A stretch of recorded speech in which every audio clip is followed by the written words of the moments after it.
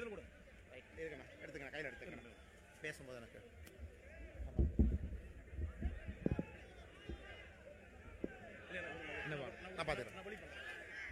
அன்பார்ந்த பெரியவர்களே, தாய்மார்களே, அன்புக்குரிய சகோதர சகோதரிகளே, இந்த மண்ணில் இருக்கக்கூடிய அற்புதமான தேசியவாதிகளே, தென்காசியை பொறுத்தவரை எப்பொழுதும் நான் சொல்லுகின்ற ஒரு வார்த்தை, தேசியவாதிகளுடைய கூடாரம் தென்காசி.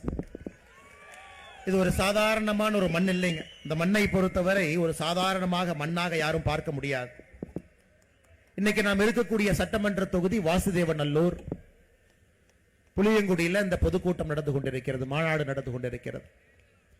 இந்த ஒரே ஒரு சட்டமன்ற தொகுதியில் மட்டுமே எப்படிப்பட்ட மகான்கள் இருக்கிறாங்க பாருங்க. புலித்தேவர் ஐயா இந்த மண்ணை சார்ந்தவர், வெண்ணி காலடி ஐயா மாவீரன் இந்த மண்ணை சார்ந்தவர், ஒண்டி வீரன் ஐயா இந்த மண்ணை சார்ந்தவர். ஒரு சட்டமன்ற தொகுதியில 3 அற்புதமான மகான்கள் பல்வேறு காலகட்டத்தில் இங்க இருக்கக்கூடிய ஆங்கிலேயர்களுக்கு தண்ணி காட்டி தமிழகத்திலே தேசியத்தை விளைத்து இங்க இருக்கக்கூடிய இளைஞர்கள் ஒன்று திரட்டி 1857 முதல் சுதந்திர போர் என்று நம்முடைய சரித்திரத்தில் சொல்லுகின்றோம்.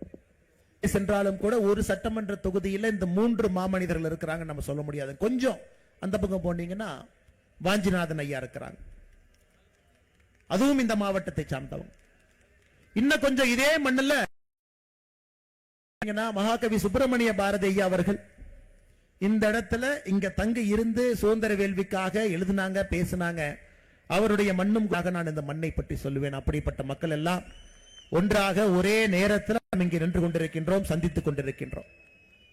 அருமை சொந்தங்களே, இந்த அற்புதமான பொதுக்கூட்டத்திற்கு தலைமை தாங்கி கொண்டிருக்கக்கூடிய நம்முடைய பண்ணையார் ஐயா நயினார் நாகேந்திரன் அவர்கள் சொன்னது போல ஒரு பிரம்மாண்டமான ஒரு பொதுக்கூட்டம் ஒரு மாவட்டத்தில் போட்டு நாங்கள் 2026 சட்டப்பேரவை தேர்தலுக்கு தயாராகி விட்டோம். நடந்து கொண்டிருக்கிறது. இந்த பகுதியினுடைய மக்களுடைய அன்பை எல்லாம் பெற்றிருக்கக்கூடிய பாரதிய ஜனதா கட்சியினுடைய சட்டமன்றத்தினுடைய குழு தலைவர், தொகுதியினுடைய சட்டப்பேரவை உறுப்பினர் நம்முடைய அன்பு பண்ணையார் அண்ணன் நயினார் நாகேந்திரன் அவர்கள் எனக்கு முன்பு பேசிவிட்டு அமர்ந்திருக்கின்றார். அண்ணன் இப்பவே கூடுது, நான் சென்னைக்கு வர்றேன், இந்த முறையாவது மக்கள் பிரச்சனையை, திருநெல்வேலி பிரச்சனையை, தென் தமிழகத்தினுடைய பிரச்சனையை நான் பேசும் பொழுது அது மக்கள்கிட்ட உங்களுடைய தொலைக்காட்சி மூலமாக கொண்டு போய் சேர்த்துங்க. உதயநிதி ஸ்டாலினுடைய பட்டனை காட்டுறீங்க, சுவ காட்டுறீங்க, சாக்ஸ காட்டுறீங்க, ஒரு சட்டமன்ற உறுப்பினர் சட்டப்பேரவையில் பேசுகின்றதையும் மக்கள்கிட்ட காட்டுங்க என்கின்ற வார்த்தையை சொல்லி இருக்கிறாங்க. அதே போல இந்த மேடையின் மீது இருக்கக்கூடிய நம்முடைய மாநிலத்தினுடைய பொதுச் செயலாளர், இந்த பகுதியை சார்ந்தவர், நம்ம எல்லாம் ஒருங்கிணைத்து கட்சி வேகமாக வளர்வதற்கு அச்சாரமிட்டுக் கொண்டிருக்கக்கூடிய அருமை அண்ணன் பொன் பாலகணபதி அவங்க நம்மளோடு இருக்கிறார். முன்னாள் மாவட்டத்தினுடைய பொதுச் செயலாளராக மேடையின் மீது அமர்ந்திருக்கக்கூடிய அருமை சகோதரர் பாலகுருநாதன் அவர்கள், அருண்செல்வன் அவர்கள், ராமநாதன் அவர்கள், மாவட்ட பொருள் அண்ணன் பாலகிருஷ்ணன் அவர்களுக்கும் என்னுடைய சிறப்பு வணக்கத்தையும் நன்றியும் இந்த நேரத்தில் தெரிவித்துக் கொள்கின்றேன். நம்முடைய ஆற்றல் மிகுந்த மாவட்ட தலைவர்களாக வேறு வேறு பகுதியிலிருந்து மேடைகளை அலங்காரம் செய்து கொண்டிருக்கக்கூடிய அருமை அண்ணன் பாண்டரங்கன் அவர்கள், சரவணத்துறை என்கின்ற ராஜா அவர்கள், தமிழ்ச்செல்வன் அவர்கள், முத்து பலவேசன் அவர்கள், அண்ணன் சரவணகிருஷ்ணன் அவர்கள், சித்ராங்கன் அவர்களுக்கு என்னுடைய அன்பு வணக்கத்தையும் நன்றிகளையும் இந்த நேரத்தில் தெரிவித்துக் கொள்கின்றேன். முன்னாள் மாவட்ட தலைவராக இந்த பகுதியில் நமக்காக பாடுபட்டு இன்னும் வேகமாக வேலை செய்து கொண்டிருக்கக்கூடிய அருமை அண்ணன் தீன தயாளன் அவர்களுக்கு என்னுடைய நன்றி கலந்த வாழ்த்துக்களை, வணக்கங்களை தெரிவித்துக் கொள்கின்றேன். முன்னாள் சட்டப்பேரவை உறுப்பினராக இருந்து நம்முடைய உள்ளாட்சி மேம்பாடு பிரிவினுடைய மாநில தலைவராக இருக்கக்கூடிய அண்ணன் சோழன் பழனிசாமி அவர்கள், தூத்துக்குடி தெற்கினுடைய பொறுப்பாளராக இருக்கக்கூடிய நீலமுரளி யாதவ் அவர்கள், திருவாரூரிலிருந்து மேடைக்கு வந்திருக்கக்கூடிய இந்த பாராளுமன்றத்திற்கு போட்டியிட்ட அண்ணன் SGM ரமேஷ் அவர்களுக்கும் என்னுடைய வாழ்த்துக்களை தெரிவித்துக் கொள்கின்றேன். முன்னாள் மாவட்ட தலைவர்கள் அருமை அண்ணன் பாண்டித்துரை அவர்கள், ராமராஜா அவர்களுக்கும் என்னுடைய மரியாதை கலந்த வணக்கத்தை தெரிவித்துக் கொள்கின்றேன். முக்கியமாக என்னுடைய அன்பு நண்பர் சமத்துவ மக்கள் கட்சியில சுப்ரீம் ஸ்டார் அண்ணன் சரத்குமார் அவர்கள் சமீபத்தில் பாராளுமன்ற தேர்தல் பொழுது சமத்துவ மக்கள் கட்சி தேசியத்தின் பக்கம், பாரதிய ஜனதா கட்சியின் பக்கம் எல்லாம் இணைந்து பாரத பிரதமர் ஐயா நரேந்திர மோடி அவருடைய கருத்தை வலுப்படுத்த வேண்டும் என்பதற்காக இன்று ஒரே பாதையிலே பயணம் செய்து கொண்டிருக்கின்றோம். சமத்துவ மக்கள் கட்சியினுடைய மாவட்ட தலைவராக இருந்து இன்று பாரதிய ஜனதா கட்சியினுடைய ராணி வேராக களத்திலே பாடுபட்டுக் கொண்டிருக்கக்கூடிய அருமை அண்ணன் விவேகானந்தன் அவர்களுக்கு என்னுடைய சிறப்பு வணக்கத்தை இந்த நேரத்தில் நான் தெரிவித்துக் கொள்கின்றேன். அருமை சொந்தங்களே, நம்முடைய முன்னாள் மாவட்ட துணைத் தலைவர்கள் மேடையின் மீது அலங்காரம் செய்து கொண்டிருக்கின்றார்கள். அண்ணன் முத்துக்குமார் அவர்கள், அருமை சகோதரி முத்துலட்சுமி அவர்கள், பாலமுருகன் அவர்கள், பால ஸ்ரீனிவாசன் அவர்கள், பால்ராஜ் அவர்கள், அதே போல நம்முடைய மூத்த தலைவர்களாக இருக்கக்கூடிய ராதாகிருஷ்ணன் அவர்கள், சுப்பிரமணியன் அவர்கள், அர்ஜுன் அவர்கள், புலிக்குட்டி அவர்கள், அருமையக்கா ராஜலட்சுமி அவர்கள், ஜானகி அவர்கள், வர்த்தக பிரிவினுடைய மூத்த தலைவர்களாக கோதை மாரியம்மன் அவர்கள், மகாதேவன் அவர்கள், இளைஞர் அணியினுடைய மாவட்ட தலைவராக இருக்கக்கூடிய முப்பிடாதி அவர்கள், இளைஞர் அணியினுடைய தலைவர் அருமை சகோதரர் விவேக் அவர்கள், இந்த பொதுக்கூட்ட பணிக்குழுவிலே முக்கிய பொறுப்பேற்று இது அற்புதமான ஒரு பொதுக்கூட்டமாக நடப்பதற்கு காரணமாக இருக்கக்கூடிய அருமை சகோதரர் ராம்குமார் அவர்கள், சண்முகராஜ் அவர்கள், தர்மர் அவர்கள், சுமித்ரா அவர்கள், புளியங்குடி இந்த ஒன்றியத்தினுடைய தலைவராக இருந்து மிகச் சிறப்பாக இந்த நிகழ்ச்சி நடப்பதற்கு காரணமாக இருக்கக்கூடிய சண்முக சொந்தம் அவர் எல்லோருக்கும் என்னுடைய நெஞ்சார்ந்த நன்றிகளை, வணக்கத்தை, மேடையின் மீது இருக்கக்கூடிய எல்லா அன்பு தலைவர்களுக்கு மிக மிக முக்கியமாக இந்த நிகழ்ச்சிக்கு வந்திருக்கக்கூடிய மழை வந்தாலும் வரும், கடந்த 2 நாட்களாக கட்டுக்கடங்காத கனமழை, இன்னைக்கு தென்காசி முழுவதுமே ஆரஞ்சு அலர்ட். ஆனா எப்பொழுதுமே சொல்லுவேன், நல்லவர்கள் எல்லாம் ஒரு இடத்துல ஒன்றாக சேரும் பொழுது வருண பகவான் கொஞ்சம் ஓய்வு எடுத்துக்குவான். இன்னைக்கு நல்லவர்கள் எல்லாம் ஒரே இடத்துல நீங்கள் ஒருங்கிணைந்த காரணத்தினால வருண பகவான் சிறு நேரம் ஓய்வெடுத்து இந்த நிகழ்ச்சி சிறப்பாக நடப்பதற்காக உறுதுணை புரிந்து கொண்டிருக்கின்றார்கள். வருண பகவான் அவர்களுக்கு என்னுடைய நன்றி இந்த நேரத்தில் தெரிவித்துக் கொள்கின்றேன். அருமை சொந்தங்களே, நிறைய நண்பர்கள் இன்னைக்கு கட்சியில் இணைகிறாங்க. இந்த கூட்டத்தில் பார்த்து நிறைய நண்பர் திராவிட முன்னேற்ற கழகத்தினுடைய கிளை தலைவர் பொறுப்பில் இருந்து 100 பேர் அவங்களுடைய உறுப்பினர் அட்டையை கொடுத்துட்டு மேடையில் இணைஞ்சிருக்கிறாங்க. வேறு வேறு கட்சி, காங்கிரஸில் இருந்து வேறு வேறு கட்சிகள் இருந்து எல்லோரும் இணைஞ்சிருக்கிறாங்க. 2014 காமன்வெல்த் போட்டியில 77 கிலோ பளுதூக்கக்கூடிய நிகழ்வுல கிளாஸ்கோவில் இங்கிலாந்துல நடந்த பளுதூக்கும் போட்டியில இந்தியாவிற்காக, தமிழகத்திற்காக தங்கம் வென்று, மறுபடியும் 2018 காமன்வெல்த் போட்டியில ஆஸ்திரேலியா கோல்டு கோஸ்ட்ல மறுபடியும் தங்கத்தை வென்று ஒலிம்பிக் போட்டியெல்லாம் பங்கேற்று இன்று பாரதிய ஜனதா கட்சியில் இணைந்திருக்கக்கூடிய அருமை சகோதரர் சதீஷ்குமார் சிவலிங்கம் அவர்கள் நம்மோடு இருக்கின்றார். இன்னைக்கு எந்த பக்கம் பாரதிய ஜனதா கட்சி சென்று கொண்டிருக்கிறது, நாட்டிற்காக போராடியவர்கள், விளையாடியவர்கள் எல்லோரும் இன்னைக்கு பாரதிய ஜனதா கட்சியின் பக்கம். காரணம், அவர்களுக்கு தெரியும் 2026 சட்டப்பேரவை தேர்தல் என்பது 3 விஷயத்தை காப்பாற்றுவதற்காக 2026 சட்டப்பேரவை தேர்தல். நாட்டை காப்பாற்ற வேண்டும், தமிழகத்தை காப்பாற்ற வேண்டும், உங்களுடைய வீட்டை காப்பாற்ற வேண்டும். இந்த 3க்கும் ஒரே ஒரு தேர்தல் 2026 சட்டப்பேரவை தேர்தல். ஏன்னா அதனாலதான் தீய சக்தி அப்படிங்கிற வார்த்தை இங்க போட்டிருக்கிறோம். தீய சக்திகளுடைய கூடாரமாக திராவிட முன்னேற்ற கழகம் மாறி இருக்கிறது. அந்த தீய சக்திகளை வேறறுக்க வேண்டிய நேரம் வந்து விட்டது. வீட்டுக்குள்ளே பிரச்சனை ஆரம்பித்து நாடு வரைக்கும் பிரச்சனை ஆரம்பிச்சிருக்கிறாங்க. வீட்டுக்குள்ள நிம்மதி இருக்கான்னு கேட்டா நிம்மதி கிடையாது. ஒரு பள்ளிக்கூடத்திற்கு, கல்லூரிக்கு செல்லக்கூடிய குழந்தைகள் பெற்றெடுக்கக்கூடிய பெற்றோர்களுக்கு தெரியும். நல்ல குழந்தைகளை கூட திராவிட முன்னேற்ற கழகத்தினுடைய ஆட்சியில சந்தேகப்படுறோம். நம்ம குழந்தை பைக்குள்ள கஞ்சா போட்டு இருக்குமா? நம்ம குழந்தையினுடைய நண்பர்கள் யார்?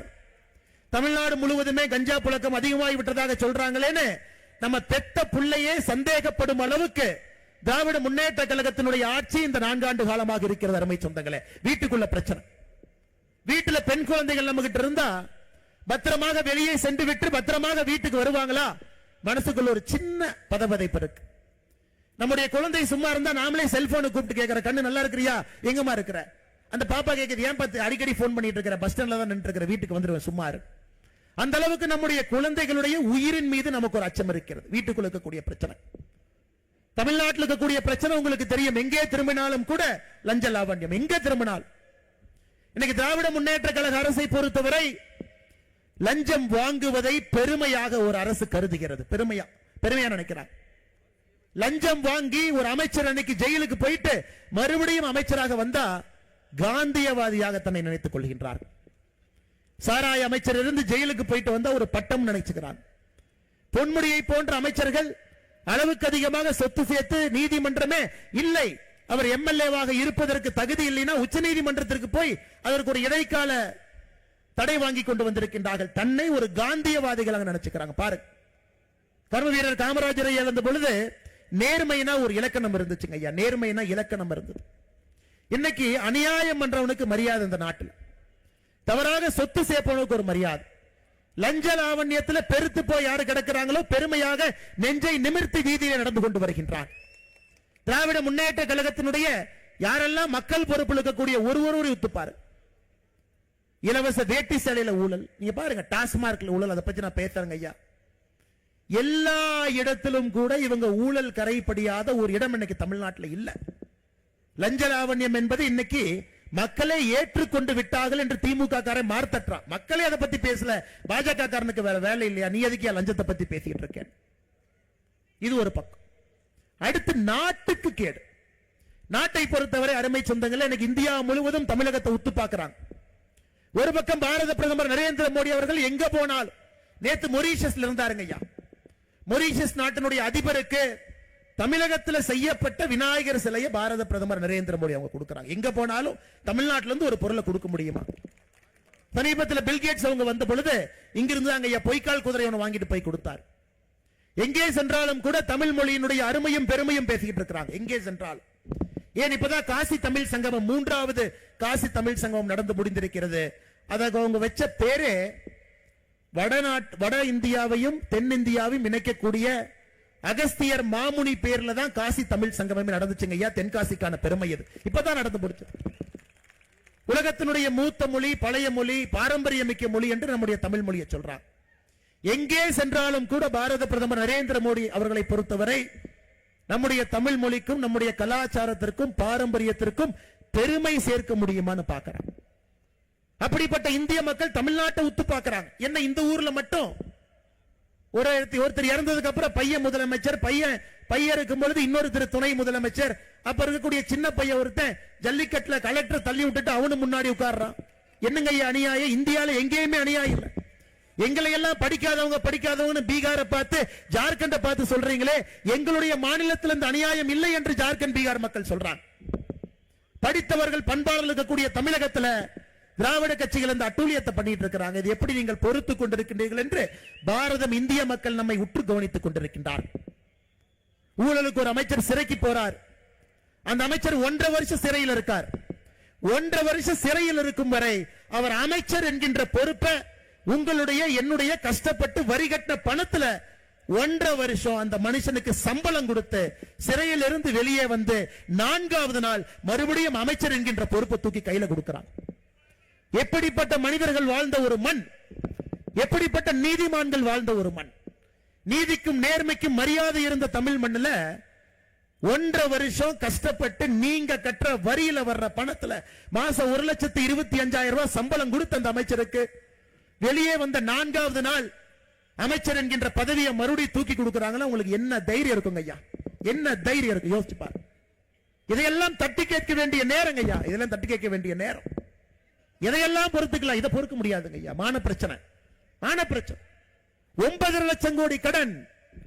இன்னைக்கு வயிற்றில் இருக்கக்கூடிய குழந்தை, நாளைக்கு அந்த குழந்தை பெருசாகி அந்த குழந்தைக்கு வரக்கூடிய குழந்தையும் கூட தமிழகத்தினுடைய கடனை அடுத்த 74 ஆண்டுகள் கட்டி முடிக்க முடியாது. 9.5 லட்சம் கோடி கடன். என்ன பெருமையா மார்த்தட்டிட்டு இருக்கிறாங்க. சாராயம் விற்று அதிலே 1 ரூபாய் வருமானம் பெறாத குஜராத் அரசு வருஷத்துக்கு 20,000 கோடி ரூபாய் சர்ப்ளஸ்ல பட்ஜெட் போடுறாங்க. கை நீட்டி காசு வாங்காம பட்ஜெட் போடுறாங்க ஐயா. இங்க 50,000 கோடி ரூபாய் சாராயத்தில் வருமானம் வைத்துக் கொண்டு 9.5 லட்சம் கோடி கடனை வாங்கி ஒரு பட்ஜெட் போட்டிருக்கும். இந்த அரசுக்கு வெக்கமா இல்லையாங்க ஐயா? திராவிட மாடல் அரசு என்று சொல்லுகின்றார். வெக்கப்படாம கூச்சப்படாம இது நம்பர் 1 அரசு, இது திராவிட மாடல் அரசு. முதலமைச்சரை எல்லா மக்களும் அப்பா அப்பான்னு கூப்பிடுறாங்க. எனக்கு ஒரே பூரிப்பா இருக்கு. யார் அப்பான்னு கூப்பிடுறாங்க எனக்கு தெரியாது. யார் அப்பான்னு கூப்பிட்டு நான் பார்க்கல ஐயா. யோசிச்சு பாருங்க. நான் இப்ப சொல்றது நல்லா யோசிச்சு பாருங்க ஐயா. ஆசிரியர்கள் கண்ணியம் மிக்கவங்க ஐயா. நம்ம எல்லாமே ஆசிரியர்கள் இல்லை என்றால் நம்ம யாருமே இங்க இருக்க முடியாதுங்க ஐயா. ஏதோ ஒரு இடத்துல ஒரு நல்ல ஆசிரியர் இருந்த காரணத்தினாலதான் நம்மளை அடிச்சு திருத்தி நம்ம எல்லாம் பக்குவப்படுத்தி இங்க உட்கார வச்சிருக்கிறாங்க. எனக்கு தமிழகத்தில் நான் சொல்றதை நல்லா கேட்டுக்க ஐயா. கடந்த 3 ஆண்டுகள்ல பாலியல் குற்றத்தில் சிக்கிய ஆசிரியர் பெருமக்களுடைய எண்ணிக்கை 238. கடந்த 3 ஆண்டுகள்ல பாலியல் குற்றத்தில் சிக்கிய ஆசிரியர் பெருமக்களுடைய எண்ணிக்கை 238. நான் திகார் ஜெயில இருக்கிறாங்க, சென்னை சென்ட்ரல் ஜெயில இருக்கக்கூடிய அக்யூஸ்ட பத்தி நான் பேசலீங்க ஐயா. அவங்கள பத்தி பேச. ஆசிரியர் பெருமக்கள் பாலியல் குற்றத்தில் ஈடுபட்டவங்க 238 பேர். இந்த அநியாயத்தை பார்த்திருக்கீங்களா ஐயா?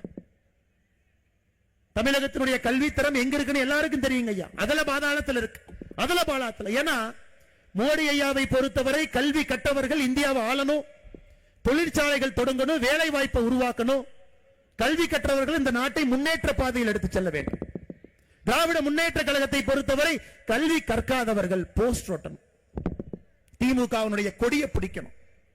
காலையில கோந்து பசை எடுத்துட்டு போய் செவுத்தில் அவங்களுடைய இன்ப நிதி போஸ்டர் ஒட்டி அடுத்த வருங்கால முதலமைச்சர் வாழ்கன்னு சொல்றதுக்கு ஒரு கூட்டம் வேண்டும் என்பதற்காக தமிழகத்திலே கல்வி தரத்தை குறைத்து அடுத்த கட்ட ஆளுமைகளாக உருவாக வேண்டியவர்களை தடுமாற்ற பாதையில் அழைத்து சென்று கொண்டிருக்கின்றார். நீங்க யோசிச்சு பாருங்க ஐயா, யோசிச்சு பாருங்க எப்படிப்பட்ட பூமி இது. ஐயாவளி பாதையில் வந்திருக்கக்கூடிய எல்லாம் இவ்வளவு பேர் இருக்கிறோங்க. எல்லோருமே ஐயா உண்டு ஐயா உண்டு ஐயா உண்டு பெருமையா சொல்றோங்க ஐயா. அகஸ்திய மாமுனி இந்த மண்ணுல ஃபுல்லா நடந்திருக்காருங்க ஐயா. பொதிகை மலையிலிருந்து முழுசா நடந்திருக்கார். இந்த மாநிலத்தில் 50,000 கோடி ரூபாய் வருமானம் சாராயம் மூலமாக 50,000 கோடி ரூபாய் வருமானம். அதை வச்சுதான் நம்ம பட்ஜெட் போடுறோம்னா எப்படிங்க ஏத்துக்க முடியும்? எப்படிங்க ஏத்துக்க முடியும்? அதனால அன்புச்சந்தங்களே, இந்த 2026 தேர்தல் என்பது சாதாரணமா நம்ம வாக்குச்சாவடிக்கு போயிட்டு ஓட்டு போட்டு வர போறதில்லை. குத்துற எந்த காரணத்திற்கும் கூட திராவிட முன்னேற்ற கழகத்தினுடைய அரசு விடுங்க ஐயா. தமிழகத்திற்கு கடை பிரஷ் இருக்குது பாக்குறாரு. இதுல ஹிந்தி எதுன்னு சொல்லி கொடுக்கலையா நமக்கு?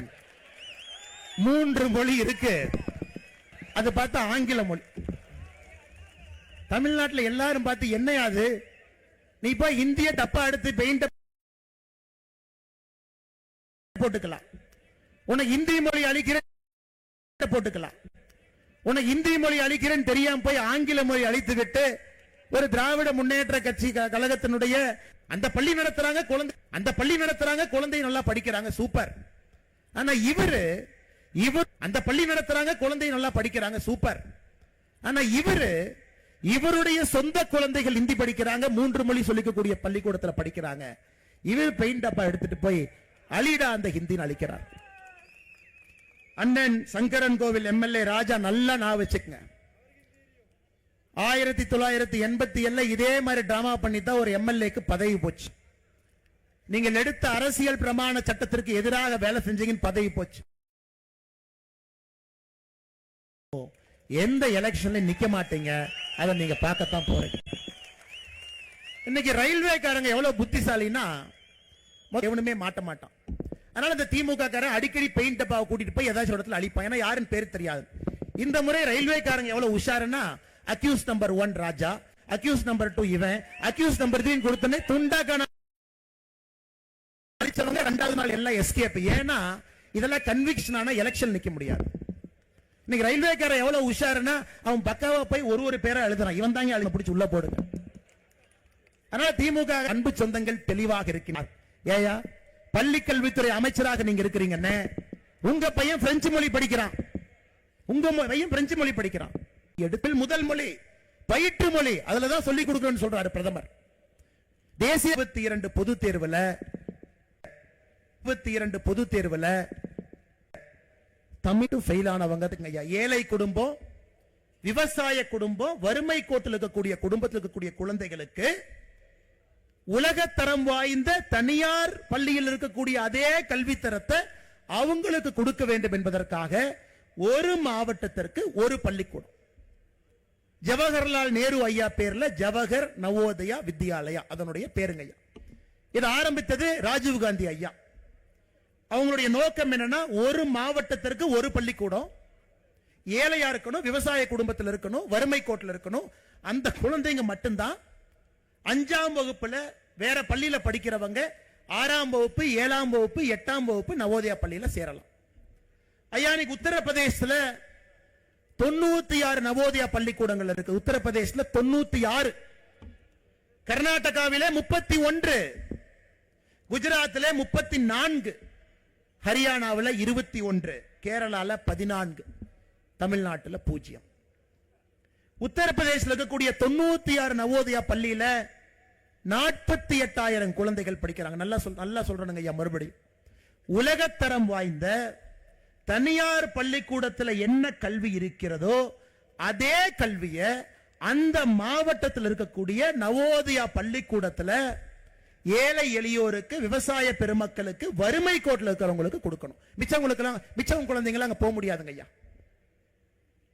ஒரு குழந்தைக்கு மத்திய அரசு இன்னைக்கு மோடி ஐயா நவோதயா பள்ளியிலே படிக்கக்கூடிய ஒரு குழந்தைக்கு ஒரு வருஷத்திற்கு நம்ம செலவு செய்யக்கூடிய பணம் 85,000 ரூபாய். நவோதயா பள்ளியில் ஒரு குழந்தை படிக்கிறாங்கன்னா மத்திய அரசு ஒரு ஆண்டுக்கு அந்த குழந்தைக்கு செலவு செய்யக்கூடிய பணம் என்பது 85,000. அதனாலதான் ஐஐடி, ஐஏஎஸ், ஐபிஎஸ் போட்டி தேர்வுகள், பரீட்சைகள் நவோதயா பள்ளி தட்டி தூக்கிட்டு இருக்கிறாங்க. அதனாலதான் பாரதிய ஜனதா கட்சி கோரிக்கை வச்சோம், உங்களுக்கு நவோதயா அப்படிங்கிற பேர்ல பிரச்சனை இருந்ததுன்னா காமராஜர் பள்ளின்னு பேரை மாத்தி நாங்க கொண்டு வரோம். 2 வருஷம் ஆச்சு, முதலமைச்சர் கடிதம் எழுதியிருக்கின்றோம். உங்களுக்கு நவோதயா பள்ளி மேல பிரச்சனை. அது ஆரம்பிச்சது காங்கிரஸ். உங்களுக்கு தெரியும், காங்கிரஸ்காரனை பொறுத்த வரைக்கும் ஆரம்பிச்சுட்டு போயிருவான். அதை சரியா நடத்தி மக்கள்கிட்ட கொண்டு போறது நம்ம வேலை தான். ஜிஎஸ்டில இருந்து ஒன்னொன்னு நம்ம வேலை தான். அதை செப்பனிட்டு சிறப்பான பாதையிலே பாரதிய ஜனதா கட்சி நாம் எடுத்து சென்று கொண்டிருக்கின்றோம். நவோதயா பள்ளி வேண்டாம், கேந்திரிய வித்யாலயா பள்ளி வேண்டாம். அரசு பள்ளி கூரையில தண்ணி ஒழுகும். அரசு பள்ளி உடைச்சாச்சு, அரசு மரத்து கீழே இருப்பாங்க. அப்ப எப்படிங்க ஐயா தமிழ்நாட்டில் குழந்தைகளுக்கு தரமான கல்வியை எப்படி கொடுக்க முடியும் நீங்க சொல்லுங்க. நம்மை ஆள்பவங்க படிக்காதவங்க, ஹிந்தியும் தெரியாது, இங்கிலீஷும் தெரியாது, தமிழும் தெரியாது, பெயிண்ட் டப்பாவை கூட்டு போய் ஏதோ ஒன்று அழிச்சிட்டு வர ஆட்கள். நம்மளை ஆள்றவங்களுக்கும் படிப்பறிவு இல்லை.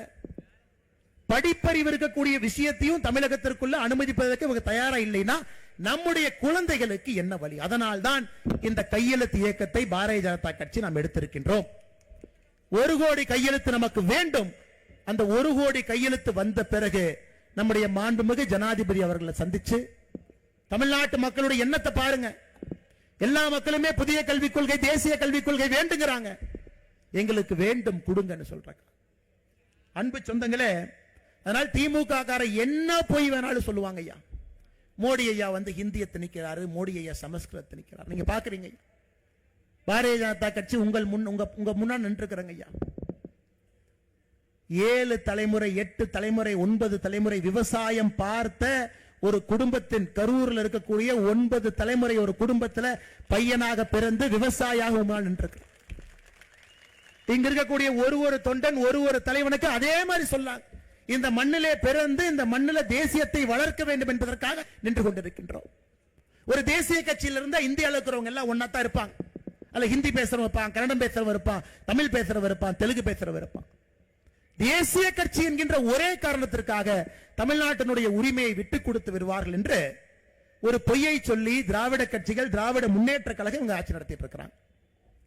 ஐயா, தென்காசி ஒரு சாதாரணமான ஊர் இல்லைங்க ஐயா, அது விவசாய பூமி. தமிழ்நாட்டினுடைய விளைநிலங்கள் கடைசியாக நிற்க போகின்ற ஒரு பகுதி தென்காசி தான்.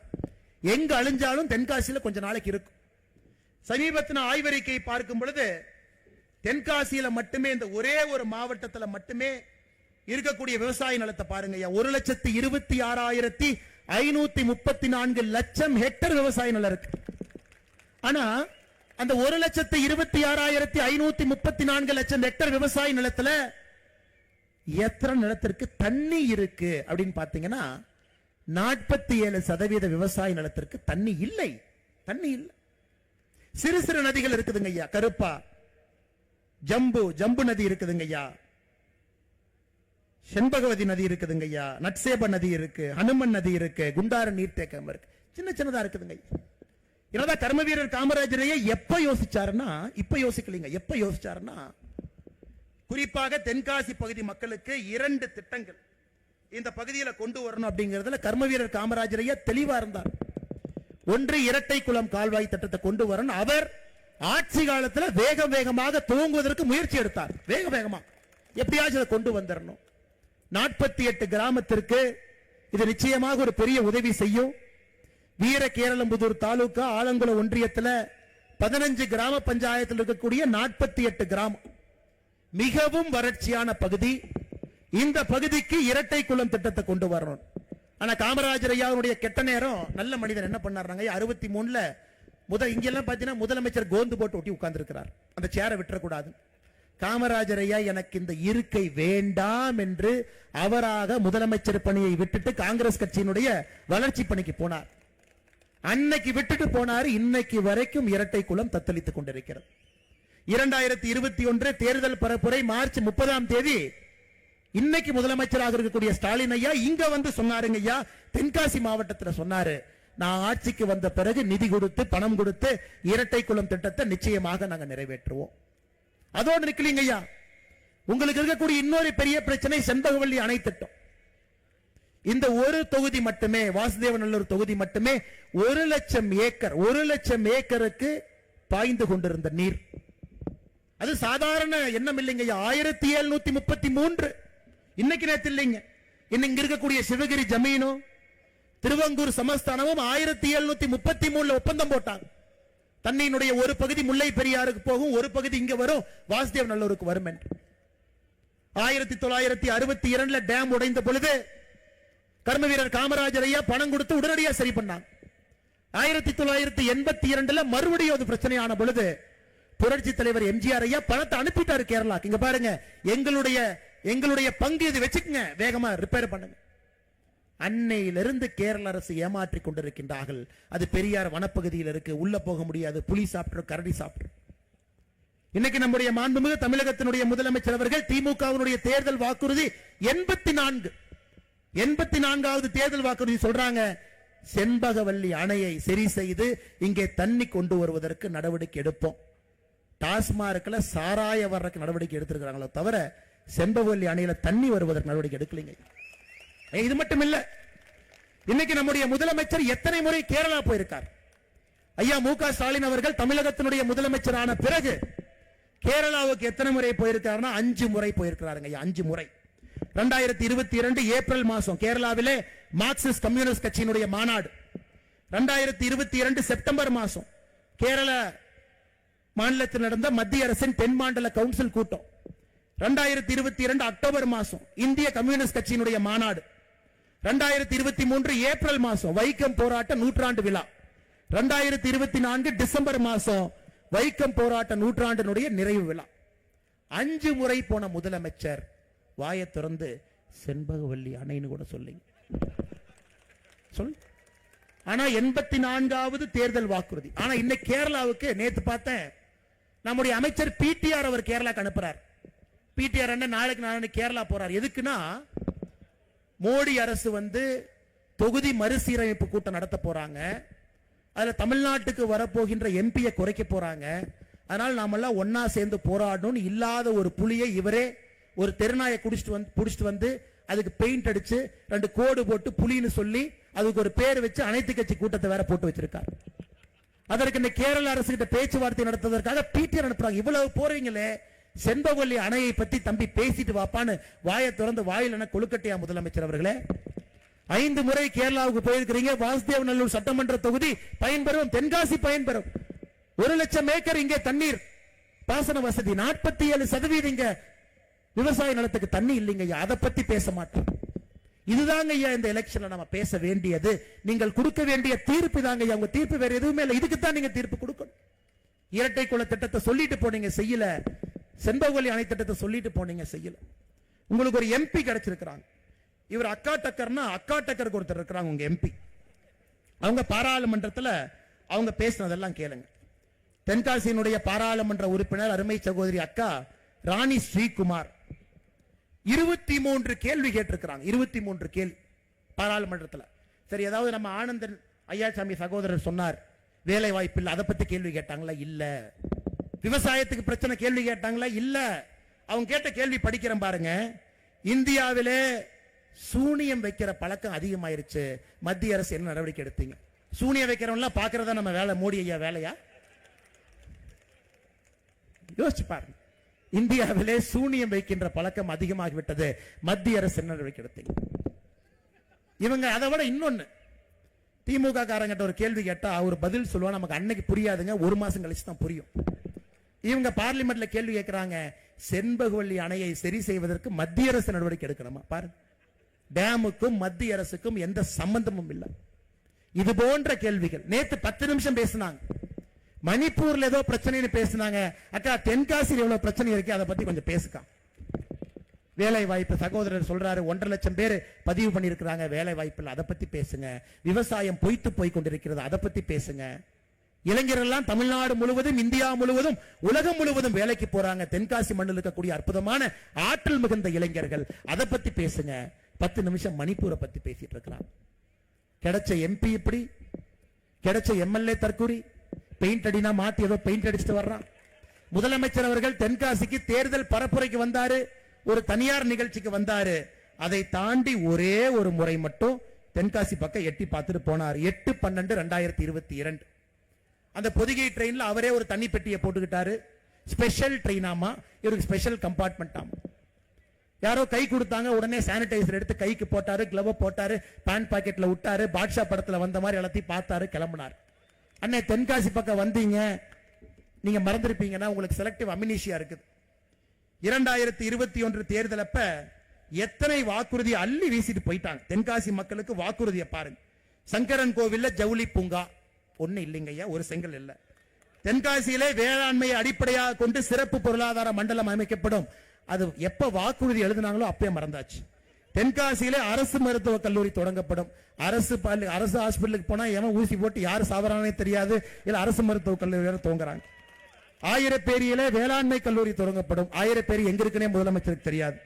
தென்காசியிலே குளிர்பதன கிடங்கு மாம்பழச்சாறு தயாரிப்பு தொழிற்சாலை அமைக்கப்படும். இவங்க அமைச்சர் பொழுது விடுச்சிருங்க ஐயா, அதையும் காணா. தென்காசியிலே கொப்பரை தேங்காய்களை காய வைப்பதற்கான மின் உலர் சாதன வசதி ஏற்படுத்தப்படும். இல்லை. தென்காசியிலே தேங்காய் அடிப்படையிலான தொழிற்சாலை அமைக்க நடவடிக்கை எடுக்கப்படும். இல்லை. தென்காசியிலே யானை பாலம் அருகே சிற்றாரின் குறுக்கே தடுப்பணை கட்டப்படும். இல்லை. கடையநல்லூரிலே அரசு பாலிடெக்னிக் கல்லூரி தொடங்கப்படும். இல்லை. கடையநல்லூர் தாலுகா சொக்கம்பட்டி கிராமத்தில் புன்னையாபுரம் கால்வாயிலே மேம்பாலம் அமைக்கப்படும். இல்லை. புளியங்குடியிலே குளிர்பதன கிடங்கும் எலுமிச்சை அடிப்படையாக கொண்ட தொழிற்சாலையும் அமைக்கப்படும். இல்லைங்க ஐயா. அதனால அப்பப்ப திமுகவினுடைய நம்முடைய முதலமைச்சர் ஐயா ஸ்டாலின் அவருக்கு அவர் எல்லாத்தையும் மறந்துடுவார். இந்த ஹிந்தி மட்டும் கண்ணுக்கு தெரியும், ஹிந்தி மட்டும் அப்படி பார்ப்பார். எவன்டா ஹிந்தி பேசுறது, எவன்டா யூபியில் ஹிந்தி பேசுறான் அப்படி, வேற எதுவுமே அவர் கண்ணுக்கு தெரியாது. அதனாலதான் இப்ப அப்பப்ப கூலிங் கிளாஸையும் போட ஆரம்பிச்சிட்டார். அன்பு சொந்தங்களே, வந்தா கேட்கணுங்கம்மா நீங்கெல்லாம், ஏன்னா அற்புதமான மனிதர்கள். நீங்க என்ன பண்றீங்க, நாங்கம்மா ரொம்ப நல்லவங்களா இருக்கிறீங்க. அதனாலதான் அந்த தீய சக்திகள் நம்மளை ஆள்றாங்க. பொறுத்து பொறுத்து போய்க்கிறீங்க, போய் பொறுத்து போயான்னு விட்டுறீங்க. ஏமாத்தினா கூட ஏமாத்தி தொலைன்னு விட்டுறீங்க. அம்மா நல்லவங்களை பயன்படுத்தி இந்த தீய சக்தி ஆதிக்கத்தில் இருக்கு. தட்டி கேட்க வேண்டிய நேரம் 2026 சட்டமன்ற தேர்தல். இங்க இருக்கக்கூடிய நம்முடைய அன்பு சொந்தங்கள் எல்லாம் நீங்க தட்டி கேட்கணும், இவங்களை விடக்கூடாதுங்க ஐயா. சமீபத்தில் ஒரு நண்பர் ஒருத்தர் ஹைதராபாத் வந்து சென்னைக்கு வந்தார். அண்ணே உங்க மாநிலத்தில் நம்பர் 2 டுபாக்கூர் யாருன்னு கேட்டார். நான் கேட்டேன், அண்ணே நம்பர் 1 டுபாக்கூர் யாருன்னு கேட்கலையானே. அண்ணே அது ஸ்டாலின் ஐயான்னு தெரியும், நம்பர் 2 யாராவது சொல்லுங்க. எதற்காக இந்த வார்த்தையை நான் பயன்படுத்துறேனாங்க, இவர்களாகவே இவங்களுக்கு ஒரு பட்டம் கொடுத்துக்கிறாங்க. திராவிட மாடல் முதலமைச்சர். உதயநிதி ஸ்டாலினுக்கு 6 பேர் வச்சாங்க, 6 பேருமே ஒட்டல. ஃபர்ஸ்ட் ஒரு பேர் வச்சாங்க, சின்னவரே அப்படின்னு வச்சாரு. ஒருத்தனும் மாண்பானவரே, இளைய சூரியனே, அவனும் மாசம் மாசம் போஸ்ட் அடிச்சு ஒட்டி ஒட்டி பாக்குறான். ஒரு பேரு ஒட்டாம இன்னைக்கு 6வது பேர்ல நிக்கிறான். லான்ச்சிங்கா நடந்துகிட்டே இருக்குது.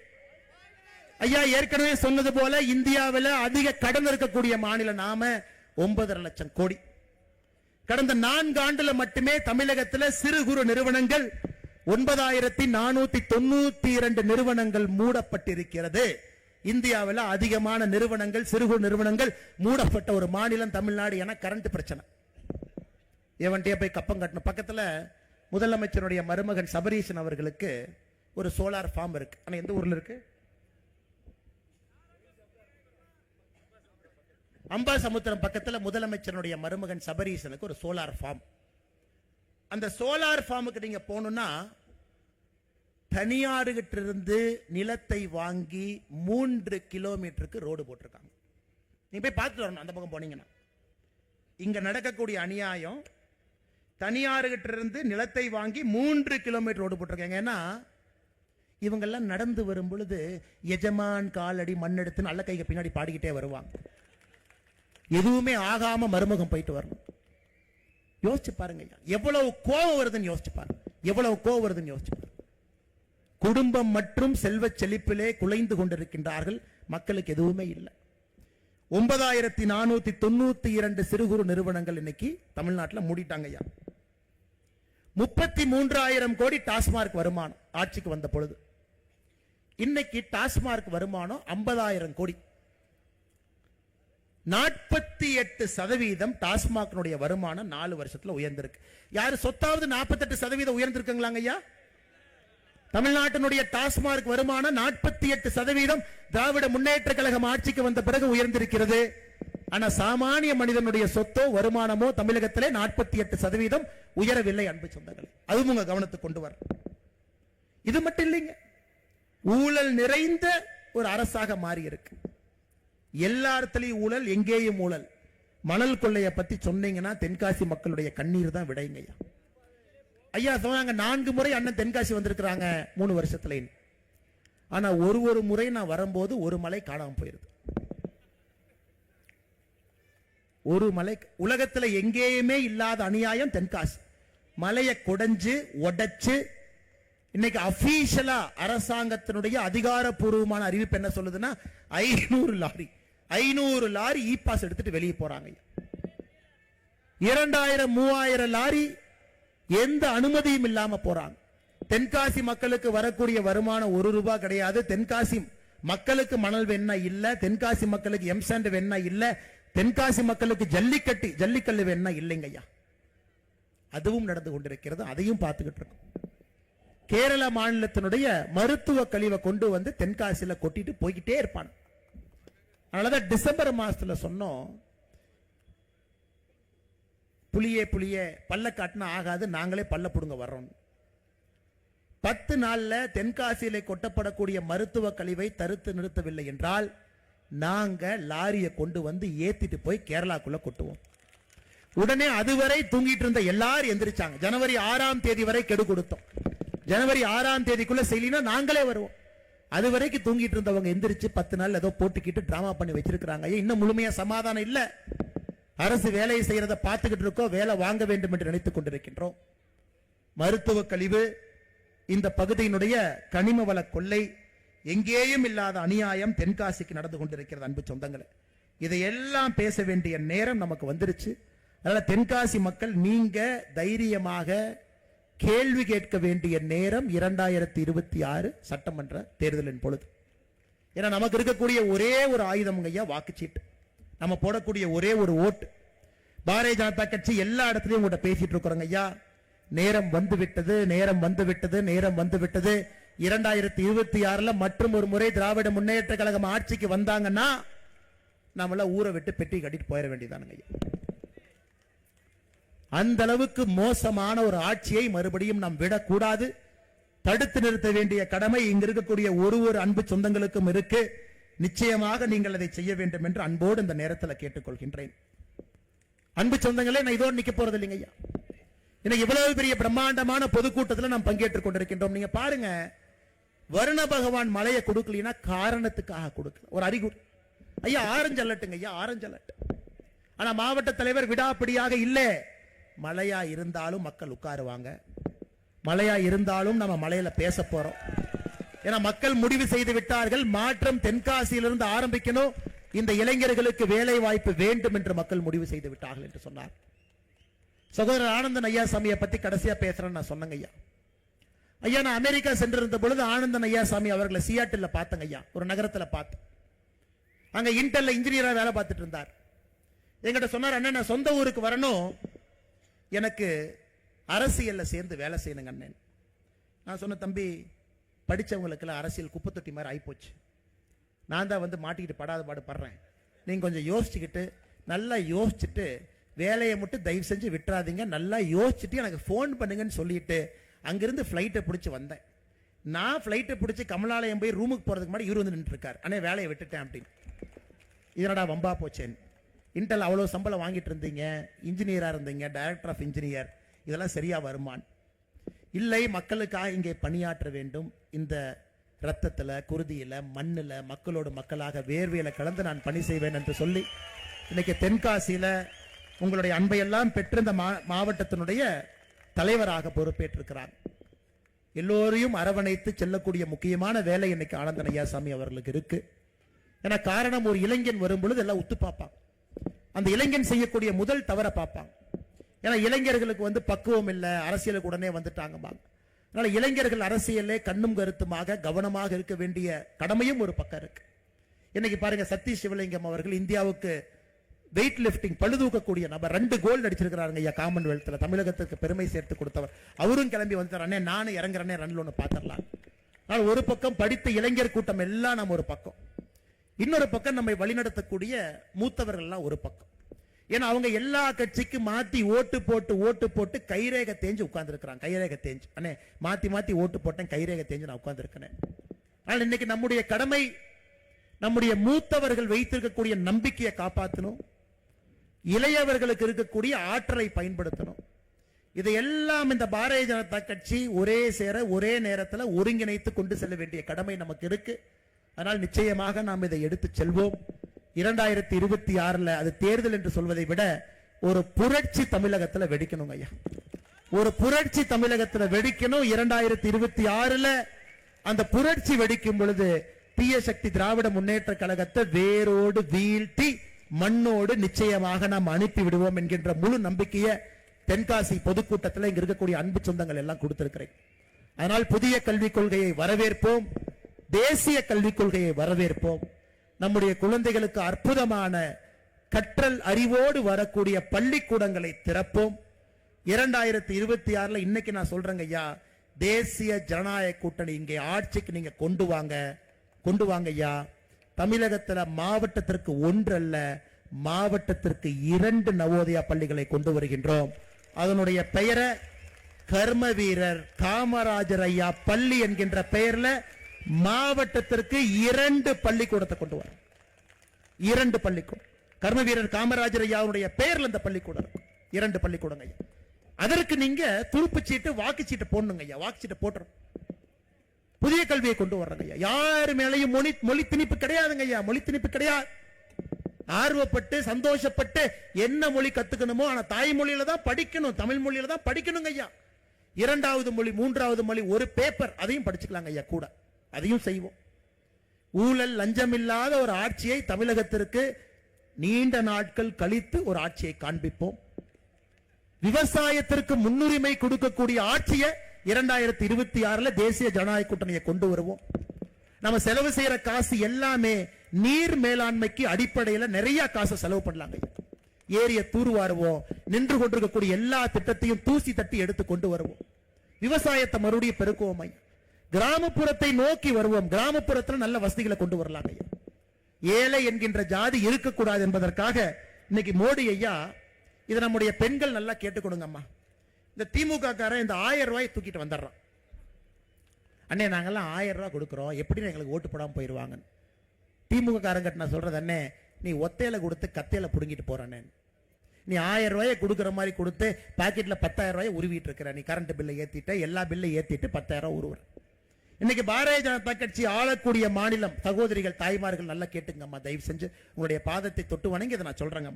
அசாம் மாநிலத்திலே பாரதிய ஜனதா கட்சியினுடைய ஆட்சி இருக்கு. அசாம்ல 37 லட்சம் தாய்மார்களுக்கு உரிமை தொகையாக மாசம் 830 ரூபாய் நம்ம கொடுக்கிறோம் ஐயா. மத்திய பிரதேசல பாரதிய ஜனதா கட்சியினுடைய ஆட்சி 1,29 லட்சம் தாய்மார்களுக்கு உரிமை தொகையாக 1,250 ரூபாய் மாசம் கொடுக்கிறோம். சத்தீஸ்கர்ல பாரதிய ஜனதா கட்சியினுடைய ஆட்சி இருக்கு. 70 லட்சம் தாய்மார்களுக்கு மாசம் 1000 ரூபாய் கொடுக்கிறோம். மகாராஷ்டிராவில் பாரதிய ஜனதா கட்சியினுடைய ஆட்சி இருக்கு. 1,70 லட்சம் மகளிருக்கு 2,100 ரூபாய் மகளிர் உரிமை தொகையாக கொடுக்கிறோம். டெல்லியிலே பாரதிய ஜனதா கட்சியினுடைய ஆட்சி வந்திருக்கு. மாதத்திற்கு 2,500 ரூபாய் நேற்று முன்தினத்திலிருந்து கொடுக்கிறோம். எங்களை பொறுத்தவரை ஏழை என்கின்ற ஜாதி தமிழகத்தில் இருக்கக்கூடாது என்கின்ற சபதத்தை நாங்கள் எடுத்திருக்கின்றோம். அது பெண்கள் மூலமாக, தாய்மார்கள் மூலமாக மட்டும்தான் நடக்கும் என்று நம்புகின்றோம். தேசிய ஜனநாயக கூட்டணி பாரதிய ஜனதா கட்சி இங்கே ஆட்சிக்கு வரும் பொழுது 2,500 தாண்டி சகோதரிகளுக்கு உரிமை தொகை இங்கே நாங்கள் கொடுப்போம். அதை செய்து காட்டுவோம். இது திமுக காரங்களுக்கு நாங்க வரக்கூடிய நேரடி சவால். அண்ணே 2500 கொடுத்தா கஜானா தாங்காதுனே, 1000 ரூபாய் கொடுத்தே எங்களால முடியலண்ணே. தம்பி நீ 1000 ரூபாய் கொடுக்கிற, நீ 80,000 ரூபாய் கொள்ளையடிக்கிற பட்ஜெட்ல இருந்து. நாங்க கொள்ளையடிக்க மாட்டோம். அந்த 80,000 40,000 சகோதரிகளுக்கு கொடுத்தோம். அதனால எங்களை பொறுத்தவரை 2500 ரூபாய்க்கு மேல கொடுத்தும் நன்றாக பட்ஜெட் போட முடியும், கல்விக்கு நிதி ஒதுக்க முடியும், உள்கட்டமைப்புக்கு நிதி கொடுக்க முடியும். தமிழகத்திலே எங்கே எல்லாம் பணம் தேவையோ விவசாயத்திற்கு எங்களால் கொடுக்க முடியும். நீ கொள்ளையடிக்கிறது 80,000 கோடி. நீ இவ்வளவு பணத்தை கொள்ளையடிச்சா எப்படி பட்ஜெட் போட முடியும்? 1000 ரூபாய் கொடுத்துட்டு 1000 ரூபாய் கொடுத்துட்டு 1000 ரூபாய் கொடுத்துட்டு கொடுத்தது 1000, சொன்னது 10,000 டைம் சொல்லிட்டாங்க.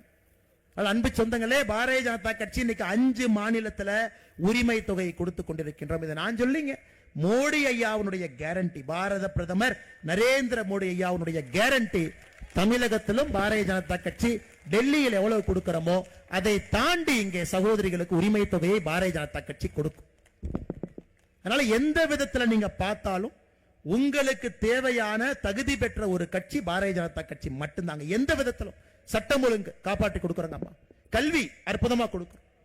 தனி மனிதனுக்கு கொடுக்கக்கூடிய மரியாதை அற்புதமா கொடுக்கும். தமிழ் மொழிக்கு செய்ய வேண்டிய கடமை, தமிழ் மொழியை உரிமையாக எடுத்து உலக லெவலுக்கு கொண்டு போறது பாரதிய ஜனதா கட்சியா மட்டும்தாங்க முடியும். தலை குனிந்திருக்கக்கூடிய தமிழகத்தை மறுபடியும் தலை நிமிர்ந்து இந்தியாவுடைய முதன்மை மாநிலமாக மாற்றக்கூடிய தகுதி பாரதிய ஜனதா கட்சி. கிராமப்புற மறுமலர்ச்சி பாரதிய ஜனதா கட்சி, தேசிய ஜனநாயக கூட்டணி மட்டும்தான். விவசாய பெருமக்களுக்கு மறுபடியும் உங்க குழந்தைங்க விவசாயம் பண்ணலாம் அப்படிங்கிற நம்பிக்கை கொடுக்கக்கூடிய ஒரே ஒரு கட்சி பாரதிய ஜனதா கட்சி, தேசிய ஜனநாயக கூட்டணி மட்டும்தான். பெண்களுக்கு பாதுகாப்பு பாரதிய ஜனதா கட்சி. அரசு பள்ளியிலே அற்புதமான திட்டம், நேர்மையான ஒரு ஆட்சியை கொடுத்து ஒப்பற்ற ஒரு கல்வியை அரசு பள்ளியில கொடுக்க முடியுமா? அதுவும் பாரதிய ஜனதா கட்சி. அதனால நீங்க எப்படி யோசிச்சு பார்த்தாலும் உங்க பக்கத்தில் இருக்கக்கூடிய ஒரே ஒரு கட்சி பாரதிய ஜனதா கட்சி, தேசிய ஜனநாயக கூட்டணி.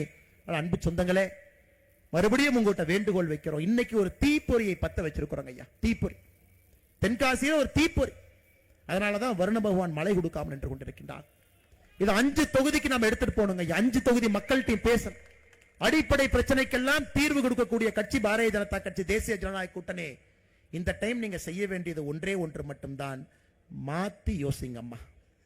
இத்தனை நாளா எந்தெந்த கட்சிகளுக்கெல்லாம் ஓட்டு போட்டீங்களோ ஒரே ஒரு முறை மாத்தி யோசிச்சு பாரதிய ஜனதா கட்சிக்கு, தாமரைக்கு, தேசிய ஜனநாயக கூட்டணிக்கு ஒரே ஒரு முறை மாத்தி யோசிச்சு நீங்க ஓட்டு போடுங்க.